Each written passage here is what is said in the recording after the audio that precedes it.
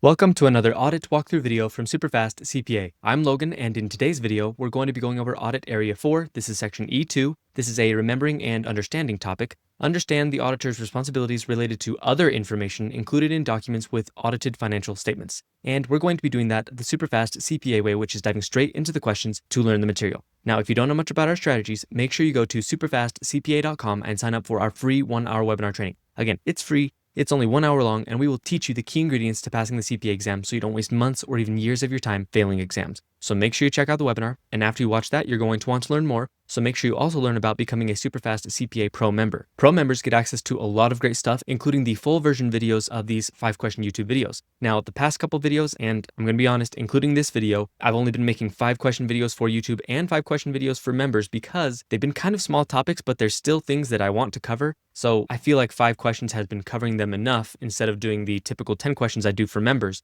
But again, most of the videos I've made are 10-question videos for members and 5-question videos for YouTube. And that's because members get a little bit of extra help and a little bit of extra understanding from those additional 5 questions. So if you like this and you like our other videos, again, typically you can get full access to the 10-question versions if you become a Superfast CPA Pro member. So check out becoming a Pro member and you'll get access to a lot of other great stuff as well. And with that, let's dive straight into the questions for this video. All right, here we are at question 1, and again, this is a pretty small topic, so we're only doing 5 questions, but one thing I always like to point out at the beginning of these videos, if it's possible, is you want to read the last part of the question first, the last sentence, because frequently that is what will give you context for what the question is about. So, of course, you don't really need to do that if it's only like 1 or 2 sentences long, but if you see a paragraph or multiple paragraphs, again, reading the last sentence first gives you that context so that you know what you're dealing with. So let's do that here. What is the auditor required to do with respect to this other information? So immediately, we know we're dealing with other information. Let's go up to the top. An auditor is engaged to audit the financial statements of a non-issuer. The audited financial statements will be included in the client's annual report along with a letter from the CEO and various financial highlights. What is the auditor required to do with respect to the other information? Again, we're trying to figure out what that is. Let's go through the options. Option A, perform tests of details on the other information to verify accuracy. Option B, read the other information to determine whether it is materially inconsistent with the audited financial statements. Option C, provide limited assurance that the other information is free from material misstatement. Or D, issue a separate opinion covering the other information included with the audited financials. So what do auditors need to do when it comes to other information that's included with financials? If you know, that's great. If not, though, that's okay. We are using these questions to learn what we're supposed to know. So let's dive into the explanation together. All right, here we are at the answer. B, read the other information to determine whether it is materially inconsistent with the audited financial statements. So let's go through this. It's very simple. The auditor is required to read the other information to identify any material inconsistencies with the audited financial statements or material misstatements of fact. The auditor does not test the other information or provide assurance over it. So all auditors have to do with this other information is, again, just identify material inconsistencies. Does this seem right? All they have to do is read through it, but they don't have to provide any assurance for it. So with that, we learned a little bit there. Now let's go to the next question.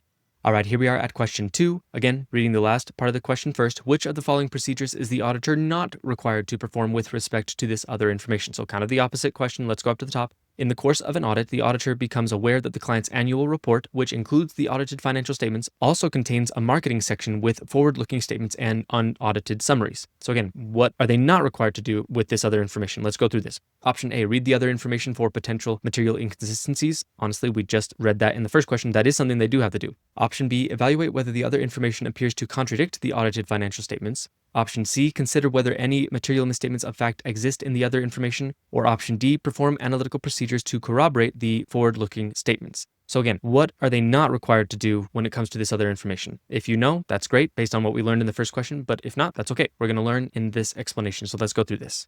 All right, here we are at the answer. D, perform analytical procedures to corroborate the forward-looking statements. Okay, so let's go through this. The auditor is not required to perform analytical procedures, and that makes sense. We just learned that in the first question, or any audit work on the other information. Their responsibility is limited to reading it and identifying material inconsistencies or misstatements of fact. So all they have to do is just look for inconsistencies, misstatements of fact, and we might talk a little bit about those in a little bit, but overall, all they have to do is read through it and just look for these inconsistencies, but they don't have to perform any procedures. Now let's go to the next question.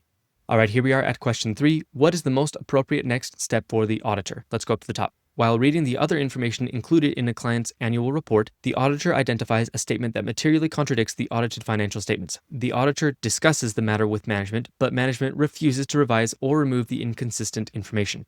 So again, what is the most appropriate next step for the auditor? Let's go through the options. Option A, issue a disclaimer of opinion on the audited financial statements. Option B, consider withdrawing from the engagement or modifying the report to address the issue. Option C, perform further substantive procedures on the audited financial statements. Or option D, express a qualified opinion due to the inconsistency in the other information. Okay, so based on what we learned in the first two questions, you probably have a general idea of what they would need to do here. If you want, pause the video and think about this, and when you're ready, come back, we'll look at the answer together.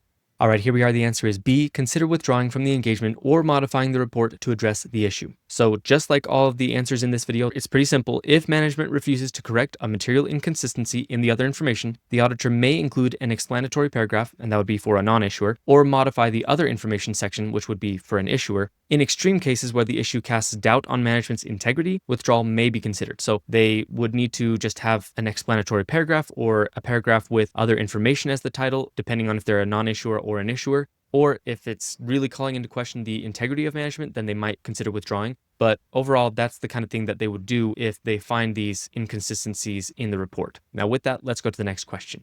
All right, here we are at question 4. How should the auditor address the presence of other information in the auditor's report? Let's go up to the top. An auditor is reporting on the financial statements of a publicly traded company. The client's annual report includes the audited financial statements, along with other commentary and financial summaries. How should the auditor address the presence of other information in the auditor's report? So we've talked about this a lot. I think that you'll probably get this, but let's go through the options. Option A, add a section titled Other Information that describes the auditor's responsibility and any identified inconsistencies. Option B, issue a separate report covering the other information. Option C, add an emphasis of matter paragraph referring to the other information. Option D, exclude any mention of the other information unless a material misstatement is identified. So again, how are they going to address the presence of other information? If you know, that's great. If not, let's go into the answer together right now. All right, here we are. The answer is A, add a section titled Other Information that describes the auditor's responsibility and any identified inconsistencies. Under PCAOB standards for issuers, the auditor's report must include a section titled Other Information, describing the auditor's responsibility and stating whether any material inconsistencies or misstatements were identified. So that's all you have to really do, is just have a section stating what you found in the other information. Now with that, let's go to the next question. All right, here we are at question 5. Which of the following would typically be considered other information under auditing standards related to a financial statement audit? Let's go through the options. Option A, the auditor's report on internal control over financial reporting issued under PCAOB standards. Option B, a press release issued by the client after the audit is complete. Option C, the client's annual report that includes the audited financial statements and management's discussion. Or option D, a regulatory filing submitted separately from the financial statements. So again, what would be considered other information? This is something that is very useful to know, of course. So if you want, pause the video and think about this, but if not, let's go through the answer together right now. All right, here we are at the answer. C, the client's annual report that includes the audited financial statements and management's discussion. So just to kind of reiterate that, other information includes financial and non-financial content included in documents that contain the audited financial statements, such as an annual report. Items like press releases or separate filings generally fall outside the auditor's responsibility unless formally part of such documents. So again, it's basically just any additional non-financial financial information that is included with the audited financial statements. And it's a little bit different than supplementary information, and we're going to talk about that in a future video. So just kind of, and we'll probably talk about the differences between the two, but an annual report and things like that would be other information. Now with that, we learned quite a bit about other information. There's not too much to know about it. Before we do anything else, let's do one more part of the SuperfastCPA CPA process called pillar topics. Now, the idea behind pillar topics is as you're going through the questions to learn the material, you will notice the things that keep popping up. You've seen 2 or 3 or 4 questions trying to teach you about what is other information, or what are the requirements or responsibilities for auditors when it comes to other information. Or again, whatever the case is, you see these things in the questions, and so you take a moment and you think about it and you write it out in your own words, the most important things you learned from the questions. And again, these are the pillar topics. And as you do this each day, you are building your own personal repository of the pillar topics of the most important things that you need to know, written in your own words, so that you are ready for the exam come test day. So let's go ahead and go to the pillar topics for this video. All right, here we are at the pillar topics. Let's just dive straight in. First off, what's the definition of other information? And I kind of wish I had made that the first question, but we'll just go over it again right here. Other information includes materials in documents like annual reports that accompany audited financial statements, not separate communications like press releases. Pretty simple, straightforward. What are the required actions when it comes to auditors with other information? Auditors must read the other information included in documents containing the audited financial statements to identify any material inconsistencies or misstatements of fact. Now let's talk about no additional procedures. auditors are not required to perform audit procedures such as tests of details or analytical procedures on the other information. And now let's talk about what happens if a client refuses to revise something. If management refuses to correct a material inconsistency that you might have found in the other information, the auditor should consider modifying the report or withdrawing from the engagement.